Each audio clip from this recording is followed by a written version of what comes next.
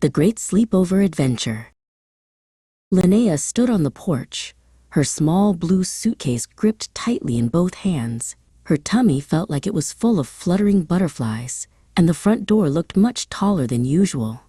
She looked back at the car, wishing she could hop back inside and go straight home to her own bed. The door creaked open, and there was Grandma Marja with a giant, flour-dusted smile. "Linnea, I've been waiting all day," she cheered, stepping aside to let her in. "I have a very important secret mission that requires a brave explorer like you. Are you ready?" Mission number 1 was called The Great Cookie Galaxy. In the warm kitchen, Linnea and Marja rolled out thick dough that smelled like sugar and butter.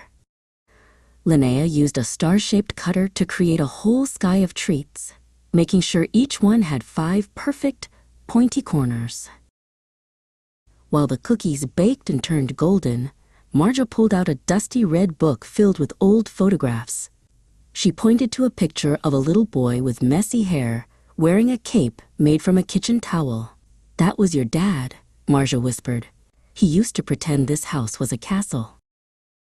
As the sun started to set, the butterflies in Linnea's tummy came back. She reached into her suitcase and pulled out Barnaby the bear. He smelled like home, like lavender and her favorite laundry soap. She squeezed him tight, feeling his soft fur against her cheek. "Let's send a magic beam back home," Marja suggested, noticing Linnea's quietness.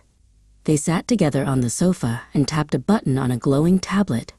Suddenly, Mom and Dad's faces appeared on the screen. They blew giant kisses that Linnea pretended to catch and put in her pocket for later. Next came the best part of the mission, building the Fortress of Snuggles. Linnea and Marja draped every heavy blanket and colorful quilt in the house over 2 high-backed chairs. They used wooden clothespins to make sure the roof didn't slide off onto their heads. Linnea crawled inside the fort with a flashlight and her bear. It was cozy and quiet, and it smelled like the vanilla cookies they had made. She realized that even though the walls were made of blankets, the same moon she saw from her window at home was shining outside Grandma's window too. Marja knelt by the opening of the fort and tucked a soft fleece blanket under Linnea's chin. "You did it, Linnea," she said softly. "You are the bravest explorer I know." She switched on a small nightlight that cast tiny, glowing stars all across the ceiling of the fort. The next morning, the sun woke Linnea up with a warm hug.